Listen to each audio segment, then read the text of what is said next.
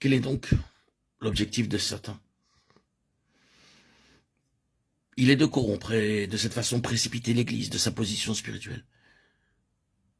Nous avons des paroles telles que celle-ci. Souviens-toi donc d'où tu es tombé. Cela est dit à l'Église d'Éphèse. Tu as abandonné ton premier amour. Retournez à Acte 19 et observez ce premier amour. Paul arrive à Éphèse. Et que se produit-il là, par sa présentation de Christ? Pourquoi beaucoup d'entre eux apportèrent leurs précieux, voire inestimables livres d'art magique et en firent un grand feu? Et l'évaluation qui, en effet, représente une somme immense. Et tout cela partit en flammes. Dans une vallée comme Éphèse, où Démétrius est si motivé par les profits des affaires, où le capitalisme est un facteur si important, où l'argent représente beaucoup, une immense fortune est ainsi sacrifiée. Pourquoi? Parce qu'ils se tournèrent vers le Seigneur de tout leur cœur. Le témoignage de Jésus est accepté et établi. Quelle chose! Vous vous souvenez de l'entretien de Paul avec les anciens d'Éphèse? Quelle merveilleuse révélation! Quelle relation dans les choses spirituelles! À juste raison, il lui fut accordé par la permission du Saint-Esprit d'écrire cette lettre circulaire qui avait Éphèse pour base et qui devait parcourir toutes les églises en Asie. Une lettre de dévoilement céleste. Quelle révélation, quelle position!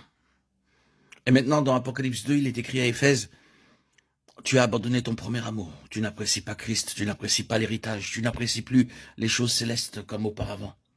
Souviens-toi donc d'où tu es tombé. Tombé. Ici, nous trouvons un effondrement spirituel. L'œuvre de Satan ayant précipité Éphèse de sa position céleste. Ainsi, le vainqueur est la personne ou la compagnie qui tient bon en faveur de la pleine révélation de Dieu. Et la pleine révélation de Dieu est un peuple céleste en qui il peut y avoir une manifestation grandissante et finalement pleine et parfaite de la gloire morale de Dieu dans cet univers. C'est la cité, la nouvelle Jérusalem descendant du ciel d'auprès de Dieu, ayant la gloire de Dieu, son éclat étant semblable à celui d'une pierre très précieuse. C'est là le but auquel Dieu travaille. Donc, bien-aimés, souvenez-vous que l'autorité de ce monde et de cet univers a son centre dans les lieux célestes. N'oublions pas cela.